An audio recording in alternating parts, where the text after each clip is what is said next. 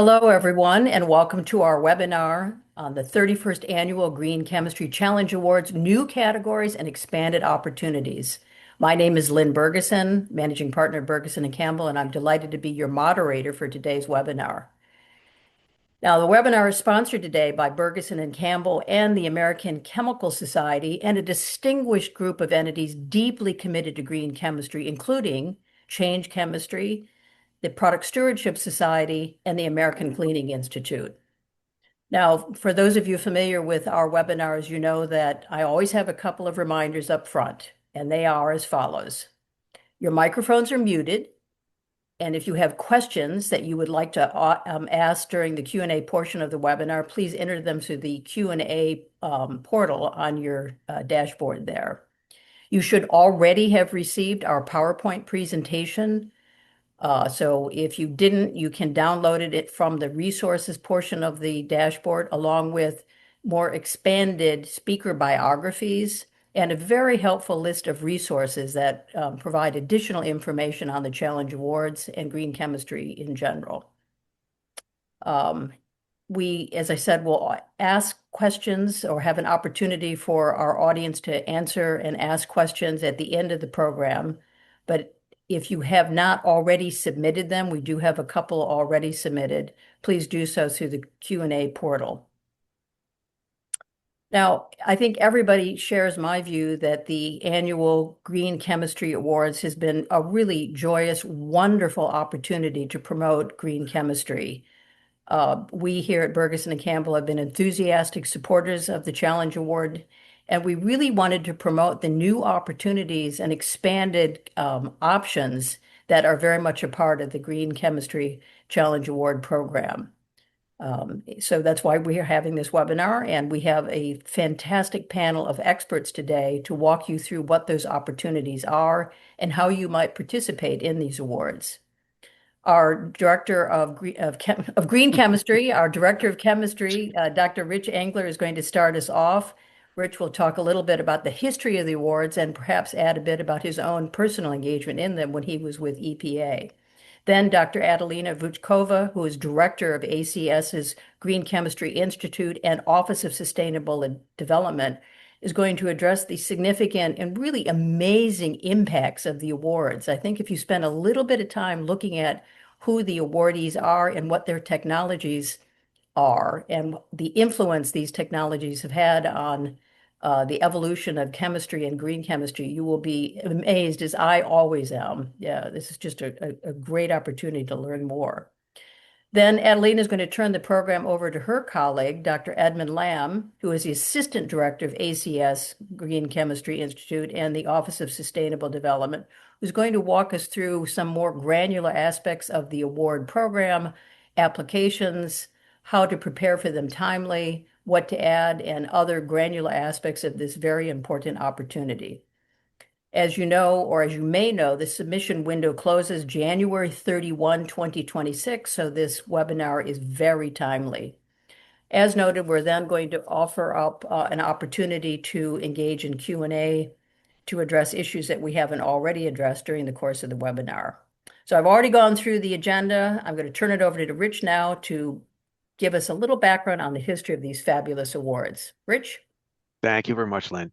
So the awards, the genesis of the awards at EPA in 1995 were about bringing high-level attention to successes in green chemistry. The awards brought together the various aspects of green chemistry that were underway at EPA at that time and brought them together under this one umbrella. There was the Alternative Synthetic Pathways Program, which really focused on new types of synthesis or making things from a circular feedstock. There was an area related to alternative reaction conditions, so greener solvents or maybe solvent-free reactions.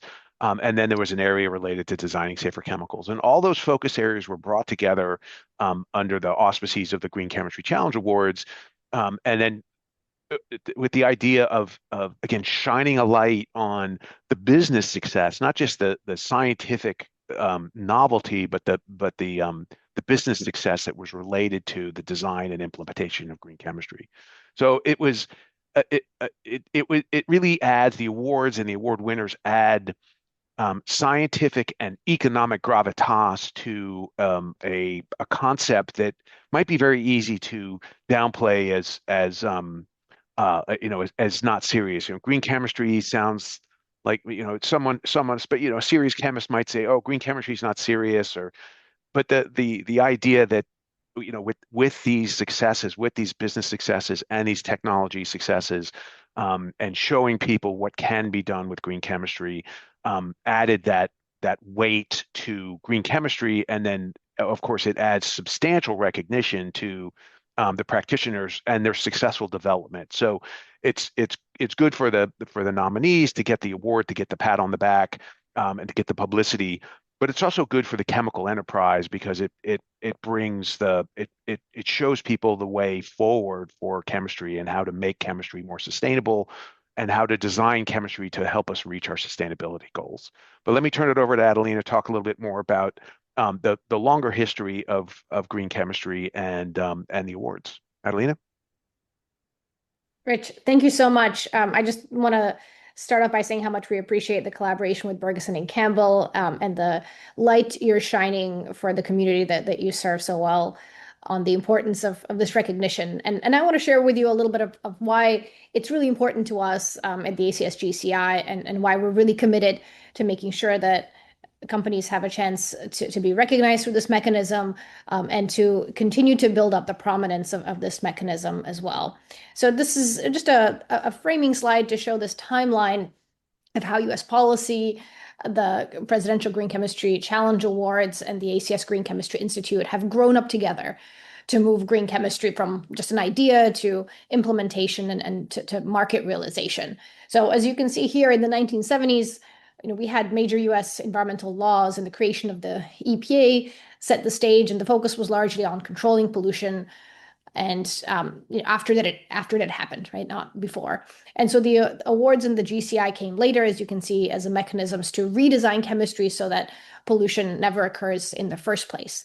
And the Pollution Prevention Act in the 1990s really was the key instrument on that behalf. So the mindset is exactly what green chemistry is about, and it's helped to inspire both the Challenge Awards as well as the creation of the Green Chemistry Institute.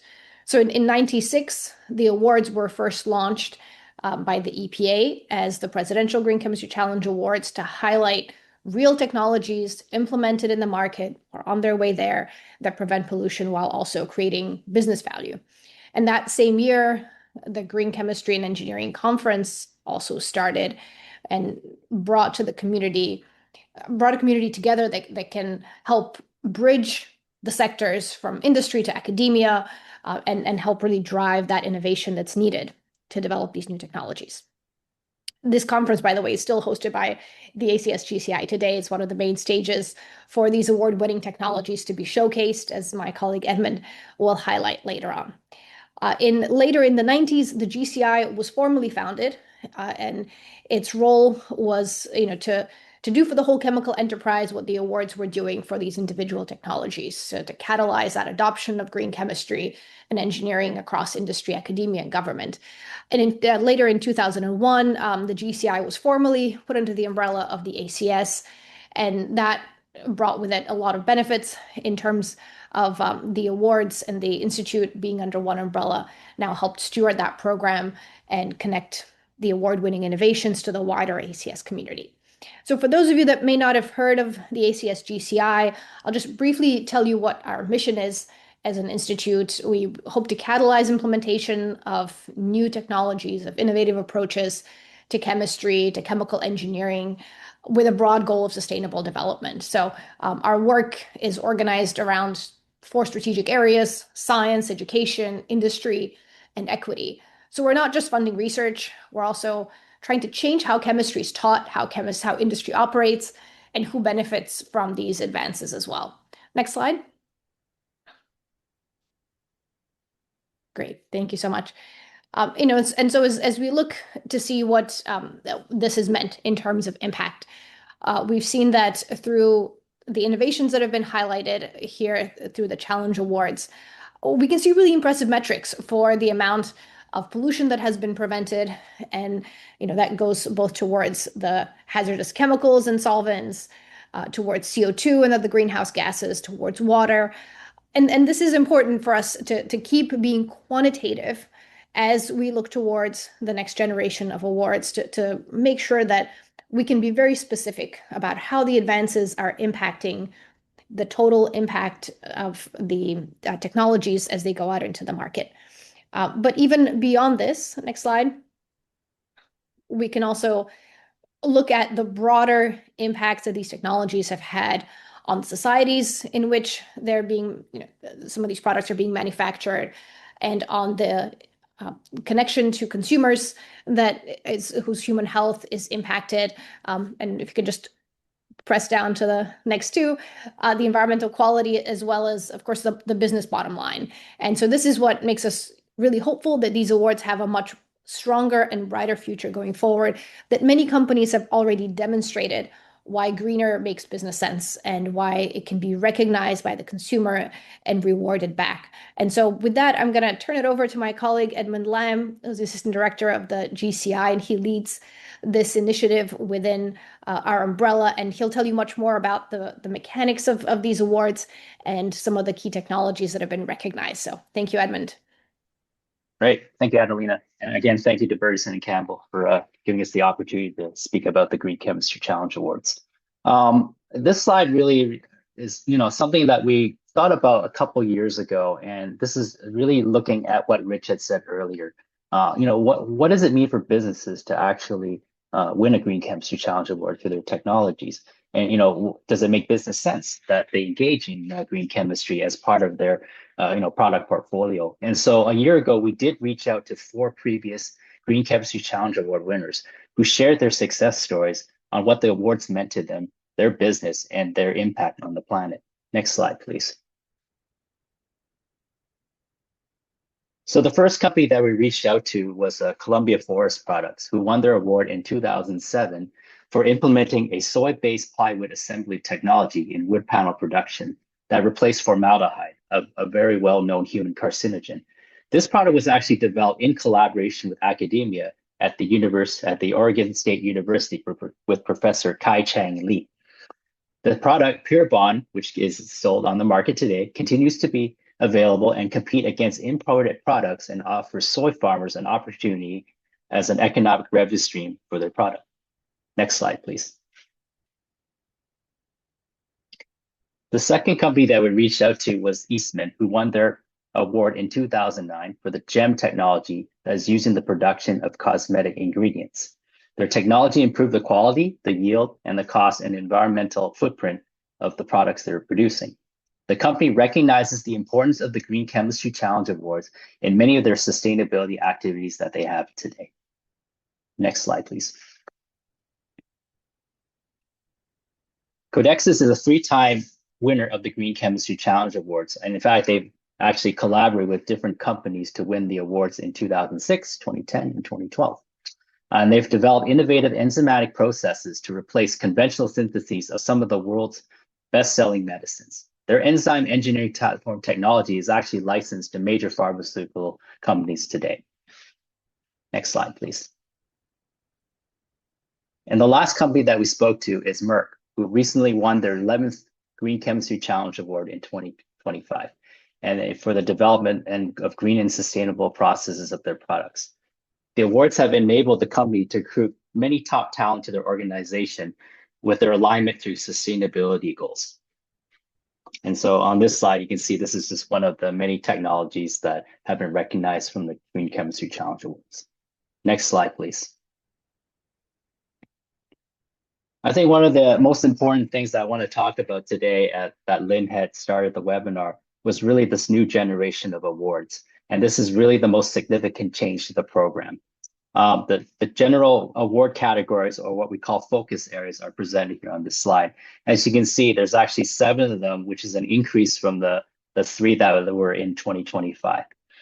Each year, we get a wide range of green chemistry technologies that are from different industry sectors. And those had to fit within the previous 3 focus areas in the 2025 program. However, for this year, we have decided to increase the number of focus areas to 7 so that there will be up to 10 awards potentially given out the 2026 award cycle. We also have 3 awards that have been traditionally given out through the program. One for climate change, one for small businesses. So these are organizations that have annual sales of less than 40 million US dollars, and an academic award as well.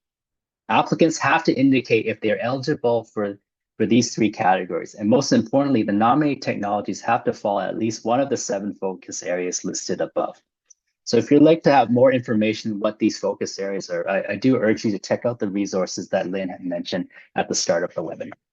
Next slide, please. So for the next few slides, I'm going to talk about the actual nomination process. And, the 2026 nomination package is now exclusively available on the ACS website. So you can see here from the URL link that's presented on the slide here. However, if you have any specific questions or comments, you can contact us at gciawards@acs.org. Next slide, please. So the first thing I think most people have asked is, when can I apply? And the actual submission window has already opened since the start of October. The submission window does close on January 31st, 2026 at the end of business day. There is no application fee to apply, and you must prepare your nomination based on the guidelines presented in the nomination package. Besides meeting all the scope requirements of the program, it is imperative that your nomination package be no more than 8 pages long, or else it will be automatically rejected from awards consideration. Next slide, please. I'd like to share a few tips for preparing a competitive nomination so that you have actually a good shot of winning an award. One of the things that I would like to mention is please refer to the nomination package and go to page 19 of the document. And so this is a little screenshot of this checklist. And make sure your nomination has all the elements included in the checklist itself. I think this is important to follow because there's actually no set template for nominations. So by including all the information that's indicated on this checklist, you'll have the necessary information for the judges to be able to accurately evaluate your nominated technology. On the checklist itself, you'll see on the 4th box, it says name or number of award focuses for the nominated technology. Your technology may fall under several focus areas for recognition. So list the ones that you think are most applicable for your technology.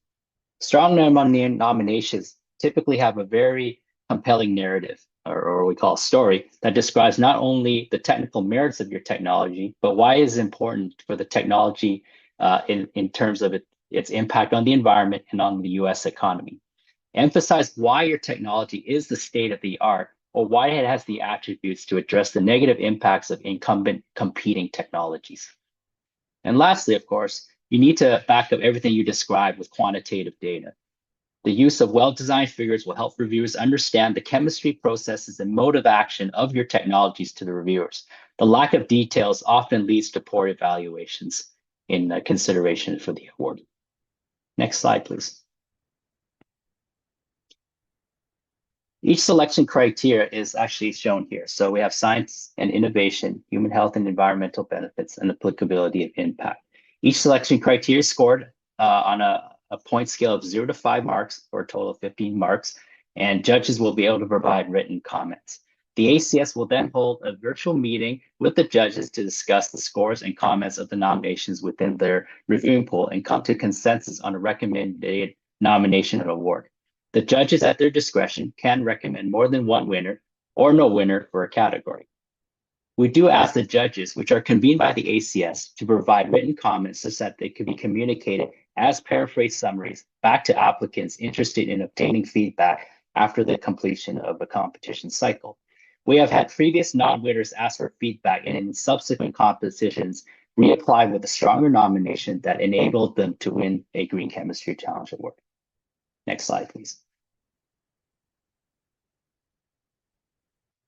For this coming 2026 award cycle, the winners will be notified over the start of summer 2026, where we will work with the winners in preparing their trophy, their award certificates, and coordinating PR activities leading to the ceremony, where winners will receive their award and have the opportunity to present their winning technologies at a ceremony and reception. I'm pleased to announce that the 2026 awards will take place in Chicago, Illinois, on August 26, 2026, during the ACS fall meeting. Non-winners will be notified by email a week after the conclusion of the 2026 award ceremony, with the option to receive the summarized reviewer feedback that I mentioned earlier at a meeting date about a month after the conclusion of the award ceremony. These feedback sessions have proven to be very useful, as former non-winners have been able to win and resubmit. In fact, in the last 2025 award cycle, 2 of the winners had asked for feedback 2 years ago and have come back to actually win the awards themselves. And lastly, the 2026 winners will have the opportunity to present their winning technologies in greater detail at the 2027 Green Chemistry and Engineering Conference that the ACS Green Chemistry Institute organizes. Next slide, please.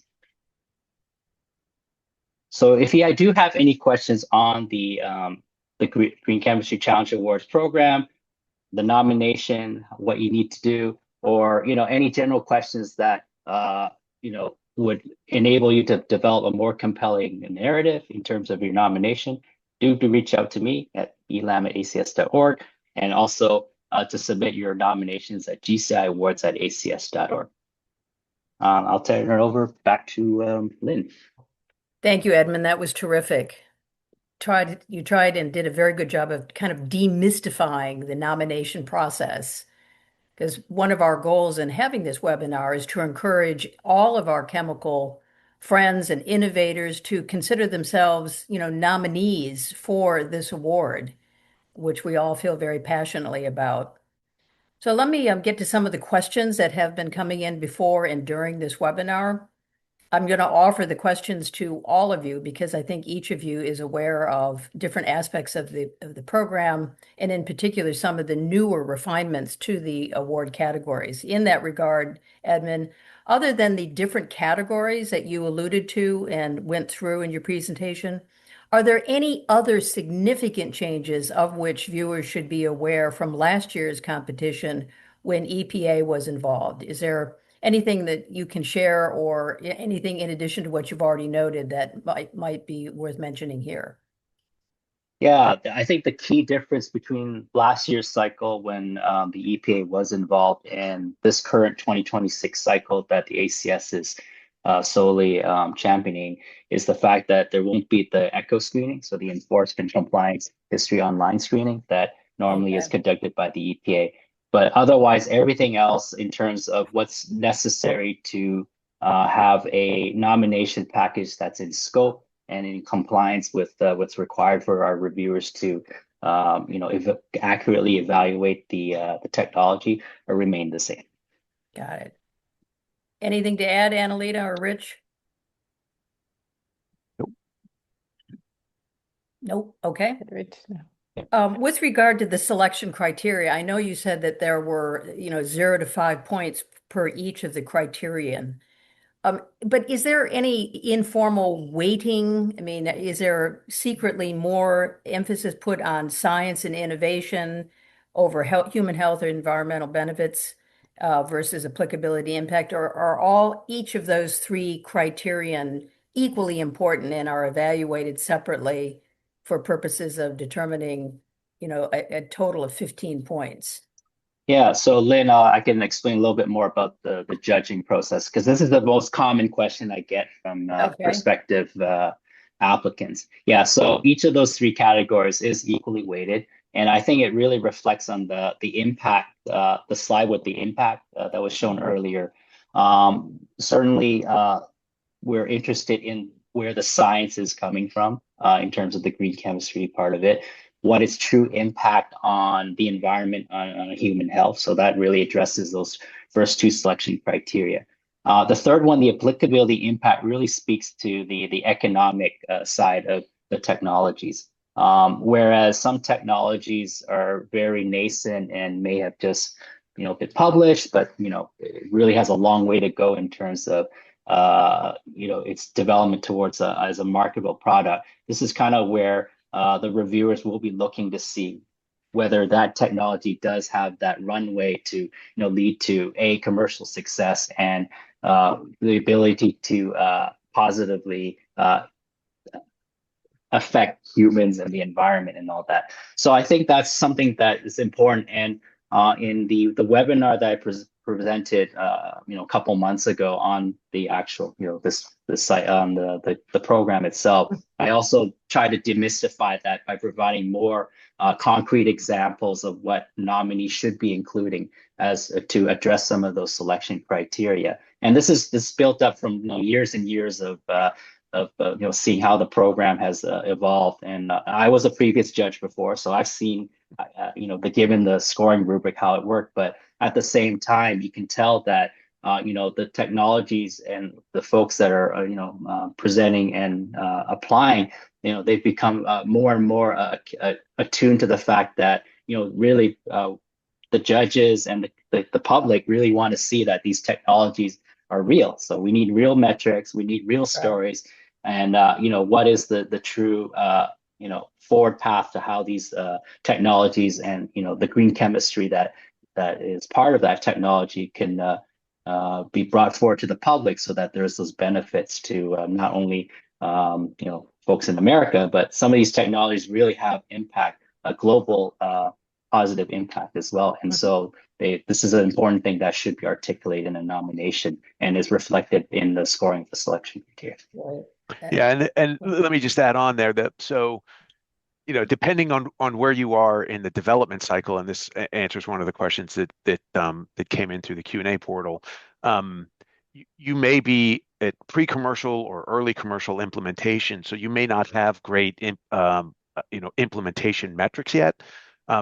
So that you may score lower there, but if your technology is really amazing, or you have potential broad applicability, that can help counter a weakness somewhere else in the nomination. So there are a variety of ways that you can get to that award-winning threshold, depending on how cool and new your technology is, how broadly it might be applied, even if it hasn't been applied yet, and how big a difference you've made with the extent of your commercial implementation. Yeah, and I'd like to add to what Rich said as well. Is like last year we had a winner that has developed a technology for mitigating the waste from phosphoric acid. And this isn't just an America problem. This is a global problem. And they were able to articulate their technology, which is in scale up mode right now, but it has the potential to really address a global problem. And so this is something that is an important thing that nominees should start to articulate and think about as to where they're what is the true end game of their technologies, and that's part of writing a compelling narrative. Mm-hmm. And I would just add to that we want to make sure the nomination packet addresses all aspects of sustainability rather than focusing on one. We understand that not each one will have as data rich of a story behind it, and that's often the case. For example, with hazard, we know there's limited data associated with that. But we want to make sure it's addressed in some context, and that some thought has been given to what might be potential bottlenecks that need to be addressed in the future, even if they're not fully flushed out in this first generation of the technology. So we're looking for that holistic thinking to be represented in the nomination packet. Great, thank you. Let's pivot to what some of the tangible, obvious, and bragging rights benefits are of being awarded here. I know when I see that a chemistry or a entity has been awarded a Green Chemistry Challenge Award, I instantly feel better about it. There's a bias that I know I have in thinking, oh, wow, this is new, it's innovative, it's green, it's less impactful on human health and the environment.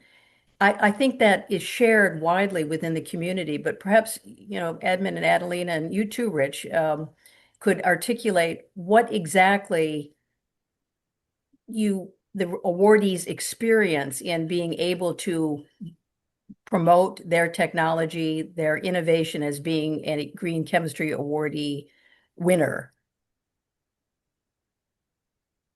Well, I'm happy to start. So back in the day, the bragging rights were important, and we saw some competition between and among companies that competed in the marketplace were also competing for awards, and they were like, oh, we got more of the award than our chief competitor. So there was that aspect of it. Mhm. There were other aspects where one of the early winners, when they won, gave the entire company the day off as basically a holiday for celebrating the win, which was nice for the staff to be able to, to be able to directly benefit Right. from the development of their technology. They One, and I know I told the story on the web on our podcast, but one of the winners, Clark, what the day that I got to call them and tell them that they won was a day that they were having a corporate retreat to talk about how they were going to carry their sustainability efforts going forward. So they had nominated, but they had nominated their technology already, but weren't aware that they had won when they scheduled that retreat. But I managed to get a hold of the contact at the retreat, and she's like, "Hang on, I want you to tell the CEO." So I got to tell the CEO, and he got to announce it to the whole company. So the timing of that was perfect, but it helped the company, incentivize, and really celebrate together their mission and their key focus on sustainability. So again, helping the company achieve its own goals. Um, so they're and I believe it was BASF won an early award for their automotive refinish primer coat. They actually built a, a, a a like a little pedestal in the lobby of their corporate headquarters and put the statue, the award object in that. So they put it right out front in the Mhm. lobby. So there are a variety of ways that people celebrate the win and leverage that win to communicate with their customers, communicate with their staff, and help drive the company towards a more sustainable goal. Yeah, I think go ahead, Edmund. I was going to say that the story I had was from Merck actually. I was at a conference and they were actually the speaker before me, and they presented a general slide like showing some of the drugs and technologies that they developed, and it was just one slide of basically all their green chemistry challenge awards. And the idea was really to showcase to the audience that they the interaction between their business and green chemistry and the work that they're doing are all interconnected. Mhm. And it was really leveraging the awards to recruit to the audience, which were a lot of graduate students, postdocs. They can clearly, this is their pipeline of next employees. And so attracting this new talent that's really interest in sustainability, green chemistry, they see that as a way to get and capture that, so that that talent will go to Merck as opposed to their competitors that may not have as what they feel maybe not as a strong alignment with sustainability. So I see that as building a strong U.S. pipeline of workforce. Absolutely. Adelina, anything to add? Sure. I mean, it's always inspiring to see companies that have won multiple awards. And, I still remember one of the visits that I had to Corteva that had in the front lobby, just how you would put your kids' trophies in the living room, a very prominent location for their 6 Green Chemistry Challenge Awards. And Corteva has been, recognized for a number of crop protection products, but it's become, I think, part of their identity and their brand to be able to showcase some of these innovations that have really made an impact. So we hope there are many more of these types of innovator companies that can showcase to their community and to their consumers as well what commitment that they have instilled in this type of innovation. And it's always inspiring to see green chemistry reach the marketplace. So I hope we can do this for many other companies as well. Absolutely. Because for companies that espouse a commitment to green chemistry, to sustainability, to circularity, being an awardee really is empirical evidence of truth testing that commitment. In addition to the bragging rights that Rich already alluded to. And in a world that is increasingly focused on identifying and promoting and utilizing opportunities for doing things better, greener, in a less toxic way, being an awardee really is a wonderful achievement. So we applaud all of your efforts, Adelina and Edmond, in promoting and developing and finding greater opportunities to expand the Green Chemistry Challenge Award. In that regard, I wanted to give a shout out to academic nominees. We had a question that came in on the portal on what technologies are applicable for nomination. Is there anything, Edmond and Adelina, that you can expand with regard to academic nominees? Edmond? Yeah, I can answer that. So, over the years, we've had, I would say I've seen a mix of different technologies that have come through from the academic side. A lot of them that have been recognized recently certainly have an angle where the technology was developed in the laboratory of a professor, and then that technology has been developed and spun off as a startup company within the university itself. So certainly these types of nominations that I've seen have gone from just a simple publishing a paper and having a patent to actually developing a small medium enterprise where they have contracts from different companies. They're developing that portfolio of contracts that enable them to continue to advance and improve upon their technologies to the point where they're really trying to get and leverage more funding so that it becomes a greater company and everything. So those are the kind of successes and nominations that I've seen that have been successful in demonstrating that it's not just a one-off paper. Really, there is something where it creates a company that actually starts to employ people. They start making money. So there is a significant knock-on effect from just something that was initially developed in the laboratory. And in addition to the commercialization that Edmond spoke to, I just want to take a moment to highlight the importance of fundamental research in driving the innovations that later make it to market, because I know that as a researcher myself, it's often seen as a poorly recognized endeavor, but it's such an important one. And so we want to make sure that academic researchers who are thinking holistically and applying the principles of green chemistry in their full context to new technologies can be recognized for this. So if you have a new technology that's only focusing on one aspect of green chemistry, if you're developing a more selective catalyst, that's wonderful, but it should also meet the other criteria of green chemistry. It should minimize use of precious metals, minimize the use of organic ligands that add to the total amount of waste, and also focus on what you're making with that catalyst. So this holistic approach translates from fundamental research all the way to commercialization. But we recognize that it's not an easy ask. It's a challenge for academic research to meet this bar. But we hope more researchers will start thinking about this. And it may be that requires a collaboration, right? We know that no single expert can bridge all of those facets of green chemistry and sustainability, but it's an opportunity for us as researchers to identify colleagues with either convergent or orthogonal expertise that can help increase the chance of potential commercialization, scale up, and economic feasibility. So that's been a really exciting trajectory to see from our academic nominees. I would also add, Lynn, that many of the nominees that are actually companies where their collaborators are actually the academic folks in there. So it really works both ways.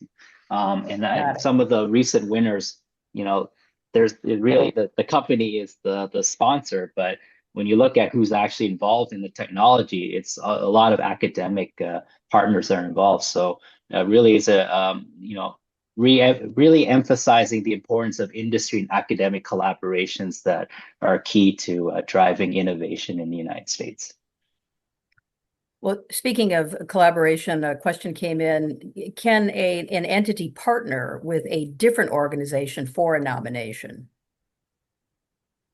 The answer is yes. We've had many winners over the years where it's not just a single entity. There's actually different companies involved in co-developing the technologies as well. So if they are interested in nominating for sure, you can definitely include more than one entity within the collaboration as a single application. Yeah, Okay, and good. it helps to explain to the judges how the different nominees, if you're doing a joint nomination, what were the roles of the various nominees to make it clear who was responsible for what. It might be the academic that discovered it, but then it was the company that took it to commercialization or whatever that partnership is. Never having actually personally prepared a nomination package, I think some of our questions relate to, can you kind of handicap at all how much time and effort you would expect an entity who is interested in seeking, the award might be expected to devote to preparing a package? Are these big nominations? Are they hundreds of pages? Are they dozens of pages? Can you kind of quantify what an entity who is interested in considering applying, what type of time commitment they might expect to devote to the project? Any way to do that, Edmond and Adelina? Well, I mean, you're only limited to 8 pages, so you can't write 100 pages. That's a good news. I would say that in preparing a competitive nomination, certainly you're gonna need to include what is really that technology. And one of the key criteria in when you present your technology, it has to be green chemistry. So it can't be a mechanical process or anything like that, or else Okay. it will be ruled ineligible. I think the important part to crafting a good nomination within those 8 pages is to ensure that you have a compelling narrative. I think I've mentioned this over and over again. Right. Why is this technology important for meeting some environmental condition or for human health, or is it and also adding to the fact that what is the business driving it in this technology. So that itself is probably going to take up a couple of pages, but when the judges start to evaluate what that technology is, providing that quantitative data is going to be important. I see a lot of nominations over the years where they'll kind of hand wave on what their technology is. And I also want to emphasize that, when someone applies for a Green Chemistry Challenge Awards, this is technically public knowledge. So you shouldn't be like disclosing any trade secrets or, any IP that CDI, you're, right. yeah, for sure, I think. But at the same time, you need to provide enough information so that our reviewers are able to understand what really is the chemistry. And more often, I would say there's some work obviously in, if there's chemical structure, you got to draw them. But at the same time, all applicants are allowed to, cite the different references or the literature or the patents that they have. And our judges will be able to check that on their own to see, what that is. So that shouldn't be a limitation as to the kind of information you can provide, because a lot of that is going to be in the public domain already. And then another aspect that I do urge nominees to include beyond the metrics that Adelina had discussed earlier is also the economic side. So I think that there's quite a few good high-scoring nominations and also award-winning ones that are able to really show that they've taken their technology from this point to this point and really show how it has been able to be impactful from an economic standpoint as well. And so by crafting this narrative of showing the science, and also the economic side, and then ending it off by saying why this technology is better than the current incumbent situation, I think that's really the key thing. And pictures are great. I think that's really the thing that really helps drive home the message when, I hate to use the cliche, picture worth 1,000 words. It really is, because our reviewers will be able to really understand what your technology is and the impact of what you're trying to achieve with it. No, I think I want to echo that. Images. I mean, my view is, look, it's a chemistry award, so there should be a chemical structure in a nomination. Yes. So draw structure at a minimum. If you're doing a synthesis, A to B, you could do that. But graphs to show, what the economic benefits or the waste reduction, graphs are really impactful in terms of getting some of that information across. Um, One of the things one of the advice that I always gave to nominees was be sure to explain what was the technological hurdle that you overcame. So there's some problem, there's a sustainability issue, maybe it's a waste problem, and so here's the incumbent, and Edmund's mentioned comparing to the incumbent, but give them the baseline, like this was the incumbent technology, this is the problem associated with it, and here's how we overcame that using chemistry.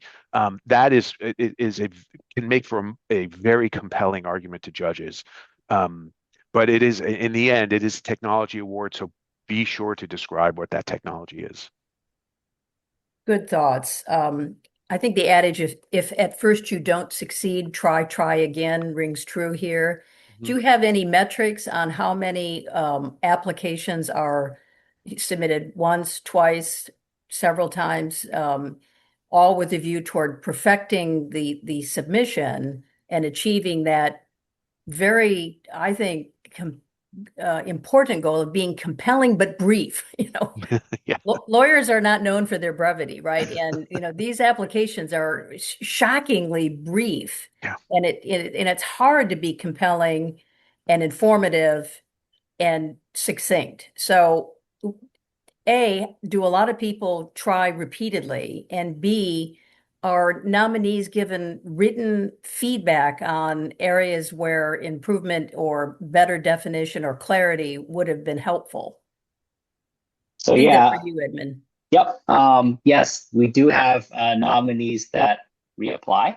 And I mentioned that our last award cycle, we had two folks that didn't win 2 years ago, and they ended up winning, taking the feedback that we provided. Maybe I'll just spend a couple minutes on what that feedback cycle is like. So after the awards have been given out, a week later, we let them know that they did not win, but they have the opportunity to speak with us in a 30-minute call to really just go over the entire process. So everything's transparent. We explained how the judging was conducted, what that selection criteria was all about. And then we get into the important part, which is what the reviewers had provided. We take with the reviewers' comments and we essentially paraphrase them so that it protects their identities, but provide that information as to where they felt were the positives and the negatives of the nomination package, and then really redirecting it back to kind of where all those different things that they may have missed, or what were the question marks that the reviewers had come up with. Sometimes it comes down to what Rich is saying, that you didn't provide enough technical detail in your nomination. So there was that aspect. Another common question from our reviewers that we get to non-successful nominee applicants is like, you really haven't fully articulated or quantified the metrics that really shows that your technology is better than the problem case that should have been stated. And I think Rich has said it really well, is that starting with the problem statement is really the best way to set the baseline. Providing the numbers of what that problem is to start, and seeing how your technology is exceeding is going to be important. I think those are the comments that we provide to the non-winners during the feedback meetings. And I think the common theme that I always get from the folks that want the feedback is that we do provide the feedback, and they actually are greatly respect that, because we actually will provide the time for them to be able to improve upon their nomination. Because as you said, Lynn, it does take time to prepare a nomination, and so we also want to provide the courtesy back to our nominee, so that they can utilize that information, to improve upon their future nominations for Green Chemistry Challenge. No, Yep. sounds Yeah, like a great process. Go ahead, Rick. back in my day, roughly half the winners were renominated. So there's definitely no black mark for being a renomination. The judges never felt like, oh, you already tried, you had your shot. But there were really three reasons that something might not win. One, sometimes you're just up against an unbeatable technology. You're in there and something else is in your category, and the judges are just like, yeah, that's the winner, and you might have been second place. And so renominate. You'll have an opportunity the next year when the field is clear for you. Sometimes the technology just was not mature enough. You had something good, but you didn't have the implementation metrics, and so a year or two or sometime later, you may have had something that you just had a stronger nomination because you'd had more opportunities to deploy it. And then sometimes it just the nomination needs to be rewritten and made stronger to, as we've already discussed, there are a variety of ways that you can do that. So there are a lot of reasons to renominate, and so never feel like, oh, we nominated and didn't win, so um, it's we're not going to nominate again. Just dust off the nomination, look at it, get the feedback from ACS, um, make some changes, update it, and submit it again. Great advice, Rich. Thanks. Couple more questions here that have come in during the course of the webinar. And in part, this relates to what you just said, Rich. Does the product or the technology that is the subject of the nomination have to be commercially available to be eligible?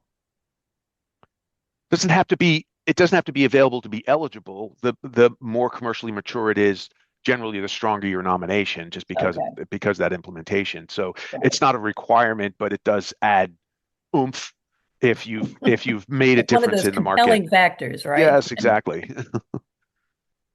Edmond or Adelina, anything to add there? Yeah, I would say that a key criteria for being eligible is meeting those milestones. So, the top end milestone is obviously commercializing the product, but on the more nascent side, it could be the generation of new IP. And in the middle, it's the scale up of the technology. So you've taken it from the laboratory into a pilot plant, for example. Those are all milestones that would qualify you for as eligibility to nominate your technology for a challenge. Got it. Okay. I would just add one aspect to previous question on the amount of time it takes to put together the application. And I just want to highlight that, this information is often available from different parts of the company that needs to come together. But we hope that it'll not just be useful for this nomination. Telling the story is really compelling. And the GCI always looks for wonderful stories to highlight through its nexus, through some of our initiatives, the Green Chemistry and Engineering Conference. And so we hope that the effort that goes into this nomination will really pay multiple folds beyond the submission. And we also use a lot of these submissions as case studies in the classroom. We have actually a repository of these, and our colleague David LaVisca at the GCI works with Beyond Benign to put these in the classroom to highlight how green chemistry is being practically implemented. So we really hope it's worth the time it takes, and that this helps communication efforts outside of the nomination process too. Yeah, no, that's a great reminder, Adelina, that all of the effort that goes into a wonderful nomination package, even if you're not necessarily a winner the first time or the second time, repurposing that content to succinctly state the compelling, why is this it? What makes this technology special? Why is this technology green? And, why should it be a winner? I think is a very important aspect of capitalizing and really incentivizing all the time that goes into an application, even if you don't win. A couple more questions here before we're getting closer to the end here. Is there a requirement that you be a manufacturer to be eligible? I think the answer is no. You don't have to be a manufacturer, but you need to be. There needs to be a nexus between the nominee and the technology, right? So it's a self-nomination process. Like, right. I, as an academic or my company, developed this. There might be multiple. We talked about joint nominations, which are fine, but right, don't claim credit for other people's work. Right. So if you were the inventor and someone else has deployed it, then either the inventor or the deployer might be eligible, or they might be jointly eligible. Got it. Okay, good. Next question relates to observations and trends that probably you in particular, Edmond, have discerned over the years. Are there discernible trends as to what types of technologies or who is submitting the nominations for award consideration? Industrial, chemical, pharma applications. Are there any particular trends that you have observed over the last, 3 to 5 years that would benefit our listeners from hearing from you? Yeah, historically, there's always been a lot of biomass valorization type technologies. I would say from the previous focus areas, certainly a lot of applications have come from the pharmaceutical industry as they're attuned to utilizing green chemistry principles in developing their drugs, for example. Mhm. But I think what has emerged in the last few years, and this is why 2 years ago we actually introduced the circularity focus area, that's become an emerging trend, I think, in terms of where companies are really looking at developing products that, once they're used by the consumer, they're not going straight into the landfill. What can you do with those products? Can they be reutilized in some fashion? And so that's kind of where the genesis of the circularity category, which is now currently sitting as focus area for. So I think that I feel personally is the biggest trend I've seen in the last 2-3 years. Great. Adelina, anything to add? I think we've seen a change in the types of industries that are being represented. And what we've implemented this year as a change in the categories reflects that change. And so you can see where, we have noticed some of the specialty chemicals being more represented. And, the pharmaceutical sector has always been well represented, but now it's also being balanced by some other sectors that are investing significantly in R&D, specifically to minimize waste from some of these processes. So it's exciting to see that spread across multiple industries. But I would say don't let past trends influence your decision of whether to apply. This is how we expand the categories, and this is how we understand where the field is going. So we're looking forward to engaging in a conversation. If you have a question about whether your technology meets the current criteria, falls into these criteria, or if it's eligible based on other criteria. Well, thank you for that, Adelina. We have exhausted the questions that have come in before and during the webinar.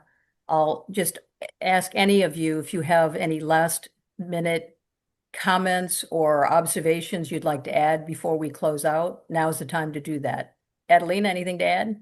Thank you so much, Lynn. Thank you again for this wonderful collaboration. I'd just like to mention that the GCI also runs industry roundtables. And so for innovative companies out there who are interested specifically in the two sectors that we have represented currently are the pharmaceutical sector and also the natural polymer sector as well. We're looking for new opportunities to expand those two. But if you have interest in either one of those, you can find more information if you look for GCI roundtable companies. And so we hope to be able to engage you either at the conference, for the Green Chemistry Engineering Conference that is, or through some of the other GCI initiatives. And thank you for your attention here today. Edmond, anything to add? Yeah, if you have any questions on the Green Chemistry Challenge Awards or how to make a compelling nomination, don't be shy. Just email us, gciawards@acs.org. Thank you. Your turn, Rich. Oh, just I'm so delighted to be able to promote green chemistry. It's such a wonderful opportunity. I want to encourage listeners to nominate. It is a joyous occasion to be able to celebrate the technology successes. So the participation of innovators is critically important. Please let the community, the broader community, celebrate your success. Thank you, Rich. And thank you, Adelina and Edmond and Rich, for a wonderful webinar. And I want to thank Change Chemistry, the Product Stewardship Society, and the American Cleaning Institute for being partners here in presenting this webinar. And just encourage everyone who is thinking about submitting a nomination to, think seriously.